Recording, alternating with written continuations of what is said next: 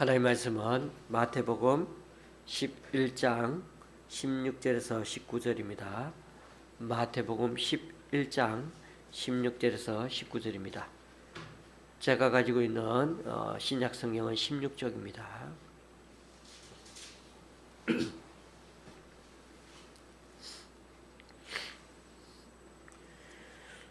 11장 16절에서 19절까지입니다. 교독하실 때 제가 먼저 읽습니다.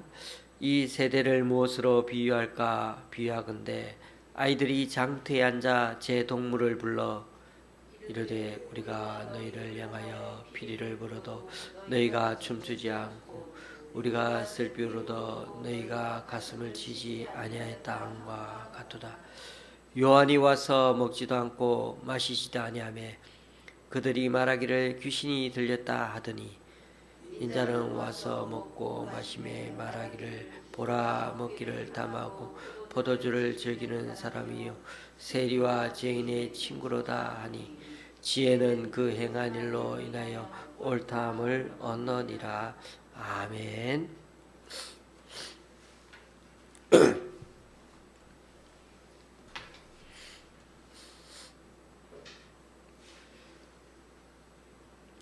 오늘 말씀은 예수님 당시 세대 사람들, 특히 유대인들을 두고 예수님이 한탄하며 하신 말씀입니다. 내가 이 세대를 무엇에 비유해서 설명할까? 이렇게 고민한다는 것은 그만큼 안타까운 심정이 크다고 하겠습니다.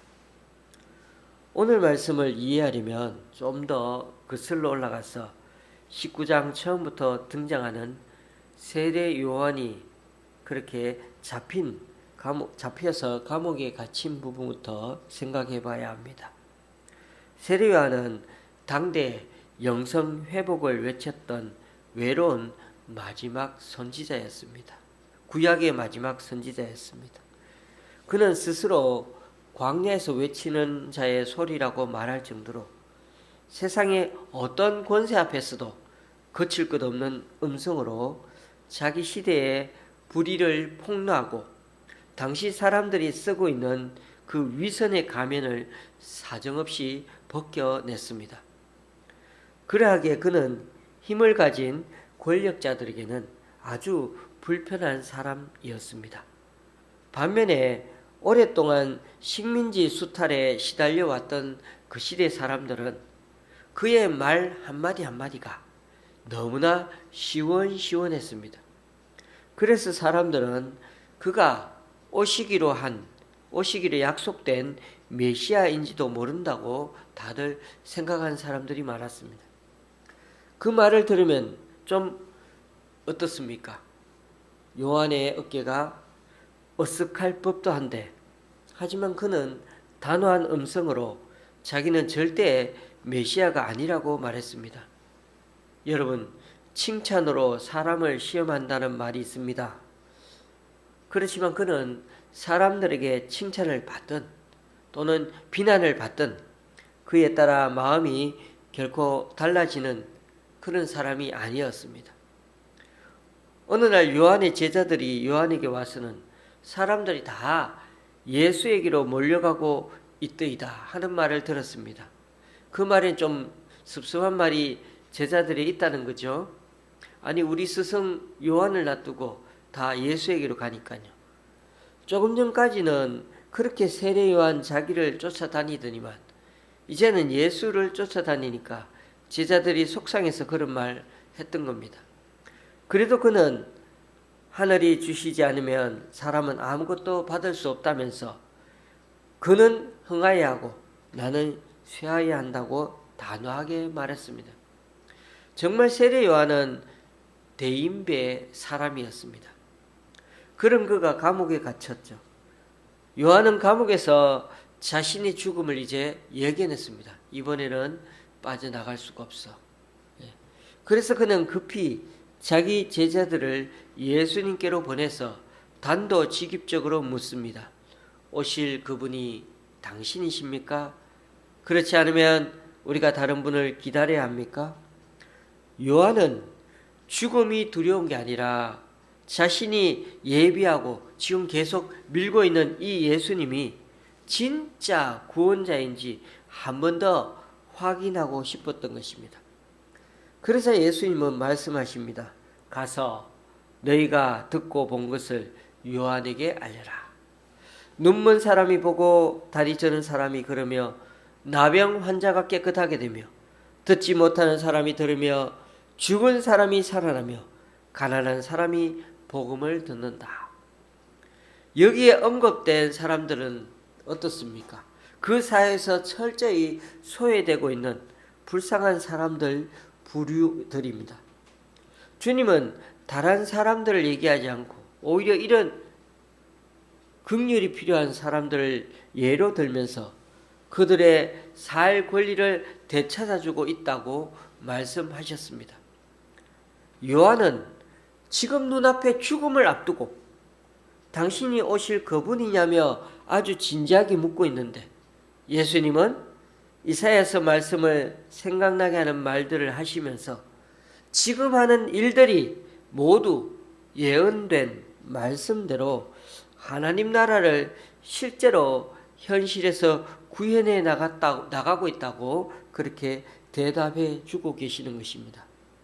어떻게 보면 예수님은 선문답과도 같은 이런 대화를 통해서 세례 요한은 감옥에서 진정한 구원의 새벽이 밝아오고 있다는 것을 좀 우리가 들었을 때는 예수님이 엉뚱한 대답을 한 것 같았지만 세례 요한은 그 이사야서 말씀을 이해하고 분명히 하나님의 구원자임을 알고 기뻐했었을 것입니다.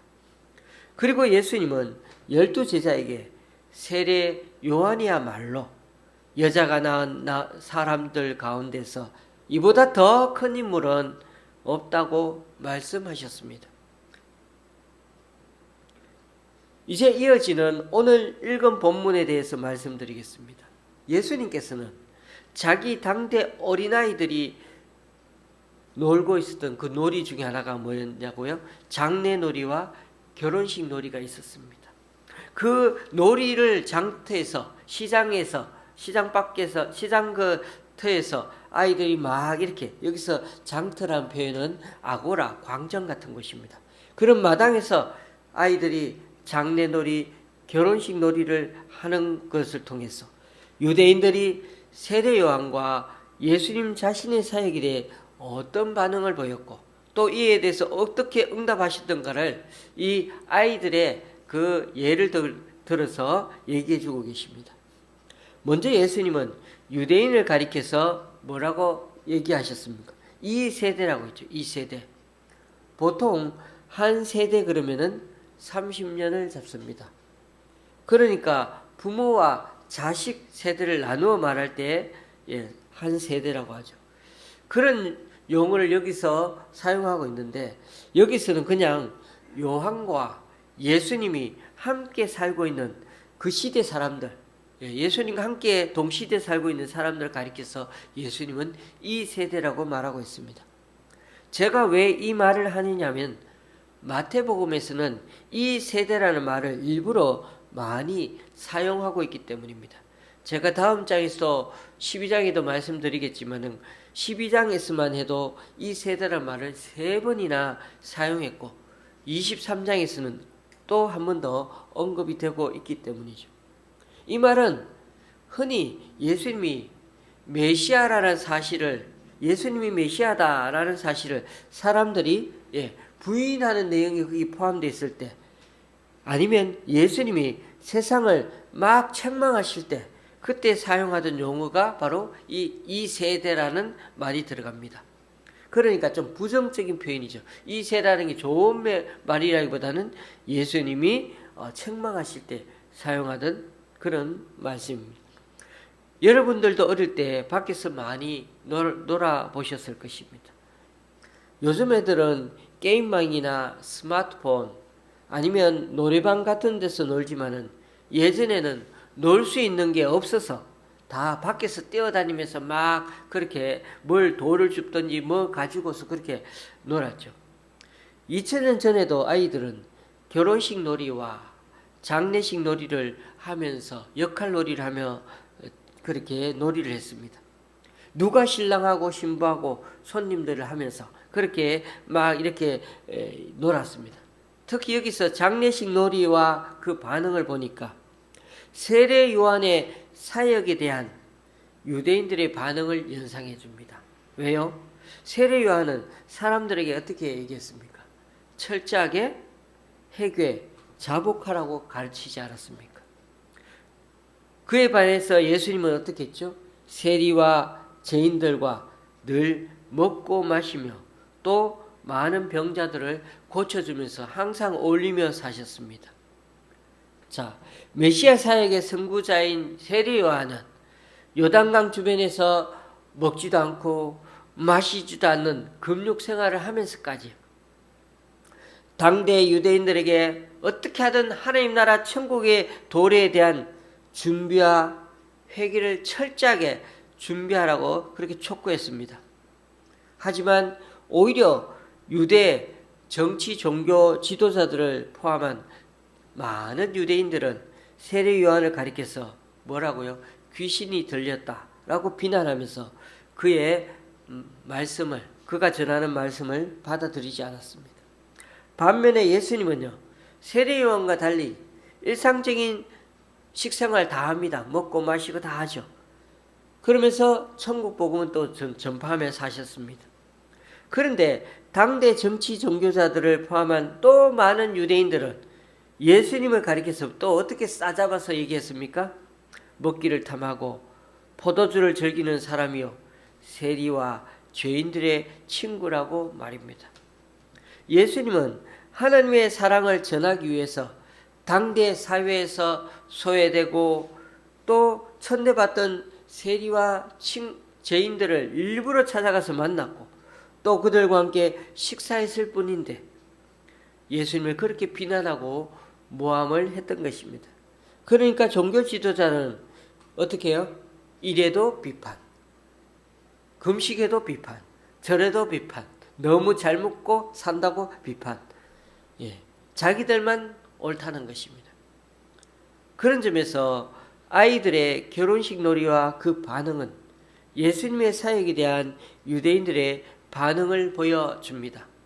그러니까 유대인들은 세례 요한이 회개 자복하라고 했지만은 제대로 반응을 하지 않았고 또 예수님이 새 시대를 열면서 구원을 선포하고 있는데 특히 당시 종교 지도자들은 예수님을 어떻게 점점 거부하기 시작했던 것입니다. 특히 예수님의 고향 근처 사람들인 고라시나 베세다야 가버나움 어떤 곳이었습니까? 나중에 예수님이 이들에게 심판을 선언할 정도로 예수님의 많은 기적과 치유 말씀을 봤음에도 불구하고 제대로 반응하지 않은 곳들이었죠. 그러니 여러분, 당시 유대인들이 이렇게 반응을 하니 죽으라고 광야의 소리로 외쳤던 세례 요한 얼마나 외로웠겠습니까? 그것도 바로 눈앞에 이제는 죽음을 남겨둔 상태에서 말입니다. 여러분, 요한만 외로웠겠습니까? 예수님도 외로웠습니다. 아무리 피리를 불어도 춤을 추지 않는 것입니다. 곁에 사람이 없기 때문이 아니라 주님 당신의 사역을 바로 이해하는 이들이 없었기 때문입니다. 예수님을 따라다니는 사람들이야 얼마나 예수님 주위에 많았습니까? 항상 넘쳐났죠. 아침에 일어나면 사람들 줄 수 있습니다. 많은 사람들이 따라다녀도 그들이 진정 무엇을 구원받는지도 제대로 모르는 사람들이 많았던 것입니다. 그러니 지도자라 하는 이들에게 있어서 사회의 기존 질서를 뒤흔드는 이 두 사람, 세례 요한과 예수님은 그들에게 있어서 참 불편한 존재들이었습니다. 억압당하고 무시당하는 것을 운명처럼 여기고 살던 사람들에게 예수님은 그것은 운명도 아니고 하나님 뜻도 아니라는 사실을 깨우쳐 주기 시작했습니다. 하나님은 이렇게 사는 것을 하나님은 절대로 원치 않으신다고 예수님이 전해주셨고, 이 깨달음을 아는 것 자체가 엄청난 혁명 같은 일이었습니다. 그래서 진정 마음이 가난하고 주님을 바르게 믿고 그 안에 회개 자복하면서 주님 앞에 나아가는 자에게는 천국에 복음의 소망이 있다는 것을 알려주신 것입니다.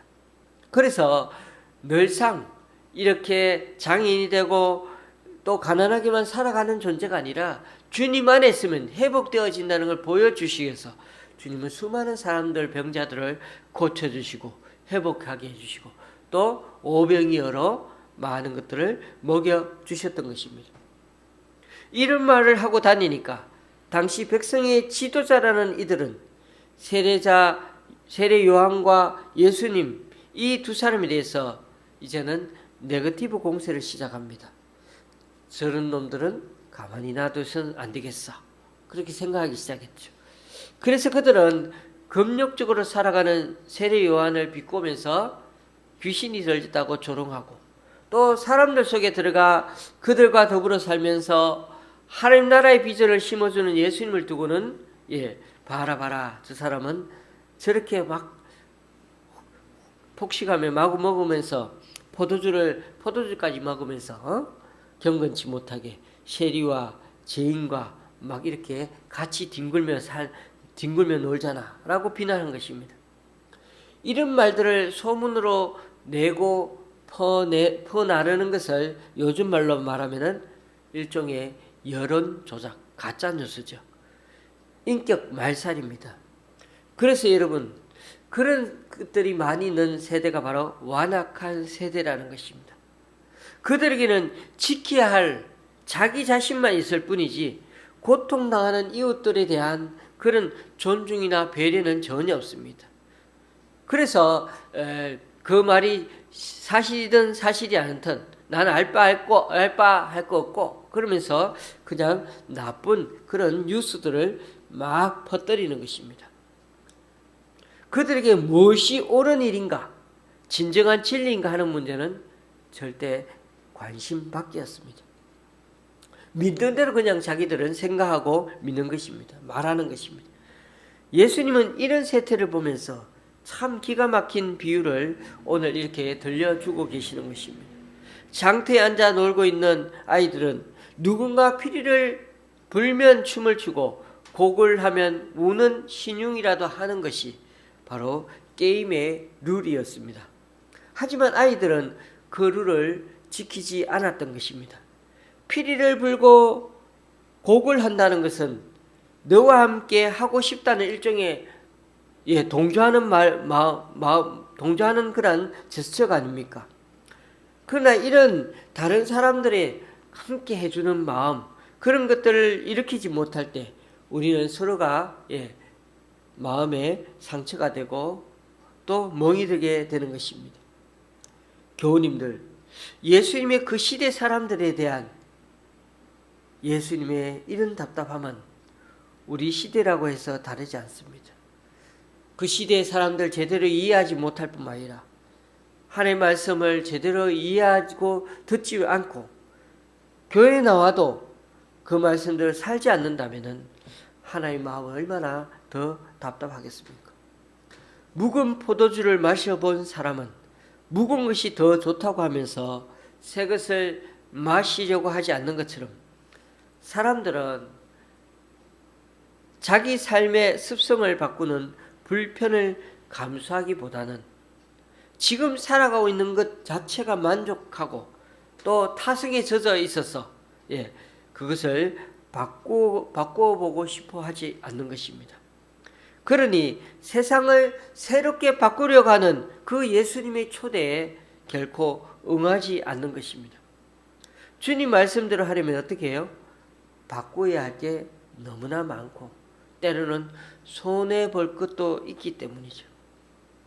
지금 이 시대에도 여전히 빈익빈 부익부가 지속되고 악한 사람은 더 머리를 써서 몰래 악한 일을 저지를 때 좀 더 크게 한탕하려고 적극적으로 애를 쓰고 있습니다. 죄라는 것은 절대 생각하지 않고요.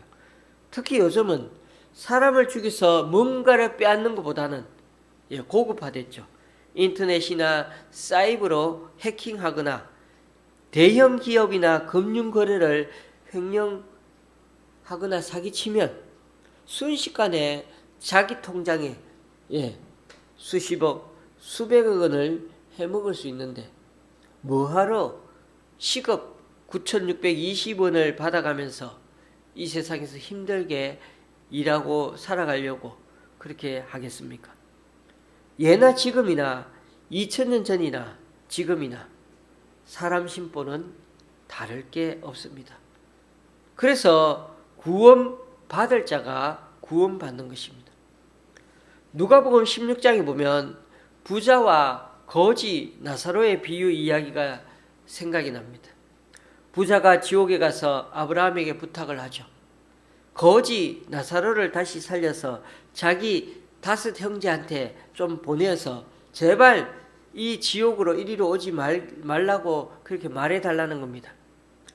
죽은 자가 살아서 그렇게 나사로가 그렇게 가서 말하면은 그들이 회개해서 다시는 이 지옥으로 안 올 거라는 겁니다. 그래서 아브라함이 어떻게 대답을 합니까? 그들에게 모세와 예언자들이 있지 않느냐. 만약 그들이 이들의 말을 듣지 않는다면 누가 죽었다가 다시 살아난 사람이 가서 전한다고 해도 역시 그들은 말을 안 들을 거라는 겁니다. 여러분, 지금이 바로 딱 그런 상황입니다. 불의사자 엘리야의 심령으로 그만한 권능으로 온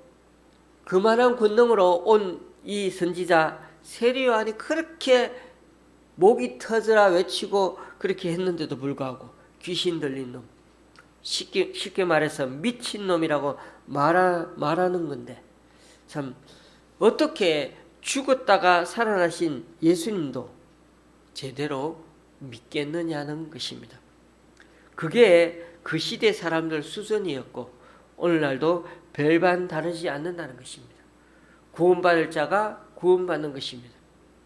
그러니까 오늘 말씀은 세례 요한의 제자들이 예수님에게 찾아와서 답변을 해주시거든 그를 여자가 낳은 자 중에 가장 큰 사람이라고 예수님이 칭찬하셨죠.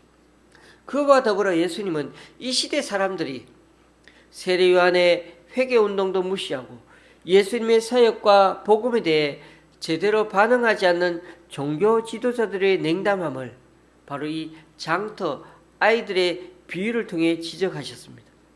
그래서 저는 이 2가지 해석이 가능하다고 제가 오늘 이 큐티에서 말씀드렸죠. 첫 번째는 조금 전까지 말씀드린 대로 회개를 외친 요한과 구원의 복음을 전파하는 예수님에 대해서 유대인들이 전혀 반응이 그렇게 별로 미적지근하고 반응이 없는 것을 주님은 이들이 애곡하지도 않고 춤도 추지 않았다고 표현했다는 것입니다. 그러나 지금까지 기존의 많은 학자들은 예수님이 그렇게 생각했던 게 아니라 당시 종교 지도자들이 세례 요한과 예수님이 자기네 장단에 맞추지 않는다고 억지를 부리고 있다는 것입니다. 그들은 먹지 않고 마시지 않는다고 요한을 비난하더니 이제는 죄인들과 먹고 마시는 것을 즐긴다며 예수님을 비난한다는 것입니다. 이 2가지 해석은 주체가 완전히 다르게 해석은 되지만 그렇다고 어느 해석을 하더라도 예수님의 이 비유는 그 시대의 유대인들을 향한 비유임에는 틀림이 없습니다. 종교 지도자들이 세례 요한과 예수님을 자기 세계관에 맞지 않는다고 비웃고 조롱하는 거나 예수님이 이들이 하나님 뜻을 전혀 모르고 울거나 춤추지 않는다고 하는 것은 어쨌든 우리들의 잘못된 신앙의 모습을 주님께서 되돌아보게 하는 뼈아픈 충고의 말씀이기 때문입니다. 중요한 것은 바로 여기에 있습니다. 세례 요한의 사역에 대해 또 예수님의 사역에 대해 당대 유대인들의 호응이 적었고 때로는 적대적인 반응을 보였다 하더라도 이들의 사역을 통하여 나타난 하나님의 지혜와 그 역사하심은 결코 무효화될 수가 없다는 것입니다. 왜냐하면 고라시나 벳세다야, 가브나움아 등 이 세 개의 유대 고을에 대한 예수님의 무서운 심판의 선언에 나타난 것처럼 예수님의 은혜로운 사역에 대한 무반응은 결국 하나님의 무서운 공의로운 심판을 자초하게 될 것이기 때문입니다. 하지만 하나님은 여전히 은혜로운 분이시기 때문에 비록 세리와 죄인들이라 하더라도 당시 사람들에게 손가락질 받는 자들이라 하더라도 진정 예수님을 메시아로 영접하는 자들은 누구나 예외 없이 하나님 나라의 정령 들어가게 해 주신다는 것입니다.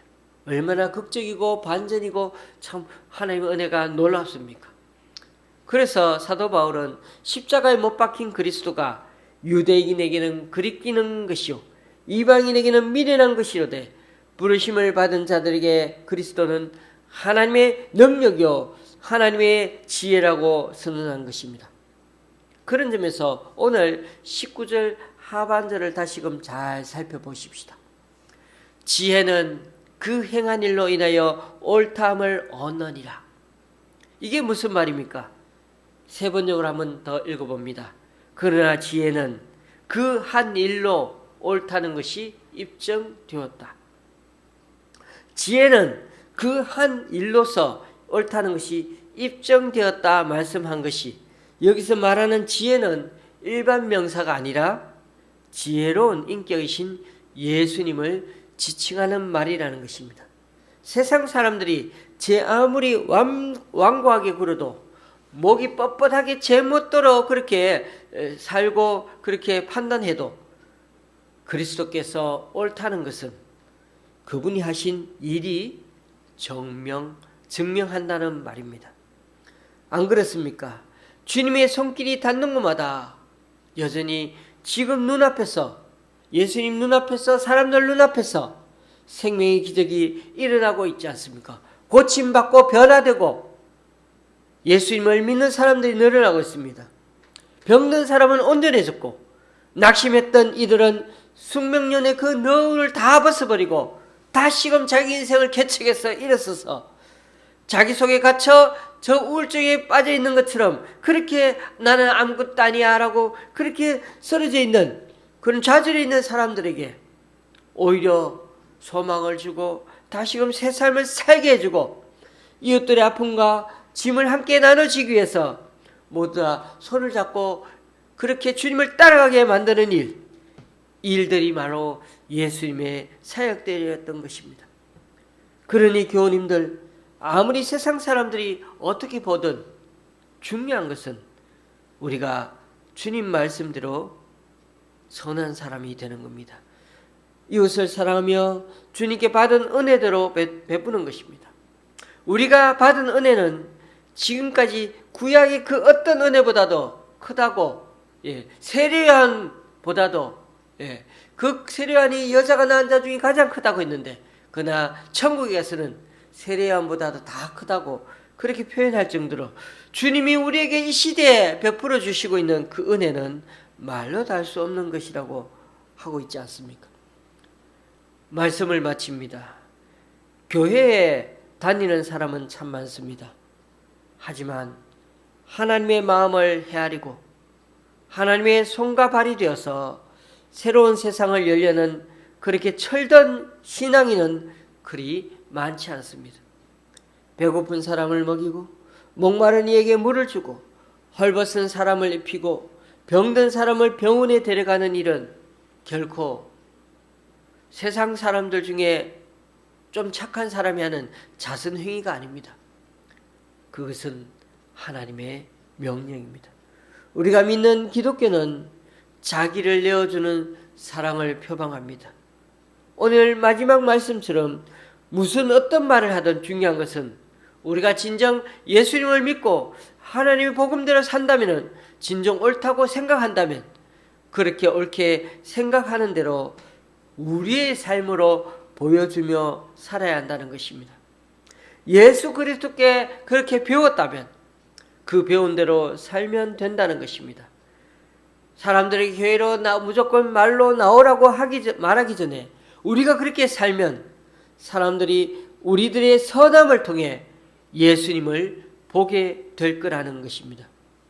2000년 전 잔치자리에서 사람들과 어깨동무를 한 채 노래를 부르고 춤을 추며 껄껄 웃고 있는 예수님의 모습을 한번 그려보십시오. 힘들고 지친 이들의 어깨를 토닥이며 위로하는 주님의 모습을 한번 바라보십시오. 병든 이들의 아픔을 함께 아파하며 그들을 고쳐주려는 주님의 그 인자하신 모습을 한번 떠올려 보십시오. 그렇습니다. 주님이 먼저 우리의 어깨에 손을 얹으셔서 죄로 말미암아 죽을 수밖에 없는 우리의 삶이 새롭게 변화되고 새 사람이 되지 않았습니까? 그렇게 새 인생의 목표를 정하고 주님 위에 또 이 세상에 주님께 귀한 선한 도구로 살려고 하고 있지 않습니까? 이제는 우리가 누군가의 어깨동무가 될 차례입니다. 주님의 피 소리에 따라 춤을 추고 주님이 마음 아파하시는 곳에 우리도 머물러야 하는 것입니다. 이 길을 통해 우리는 앞으로 계속 천국물에 이르게 될 것입니다. 저와 여러분이 이 주님의 크신 은혜와 도우심을 다시 한번 기억하면서 앞으로도 누군가의 힘이 되어주고 바르게 섬기며 살아가는, 그래서 우리의 삶이 더 주님 앞에 참으로 은혜 받은 자답게 그렇게 베풀며 사랑하며 주님의 복음을 증거하며 살아가는 그런 인생이 될 수 있기를 주님의 이름으로 간절히 축원합니다. 기도하시겠습니다.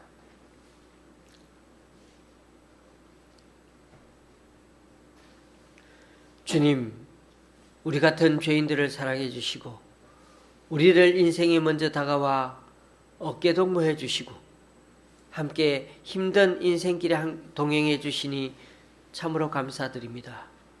오늘 말씀처럼 우리가 받은 은혜와 사랑이 너무나 커서 이제는 누군가의 도움이 되고 위로자가 되는 삶을 살기 원합니다.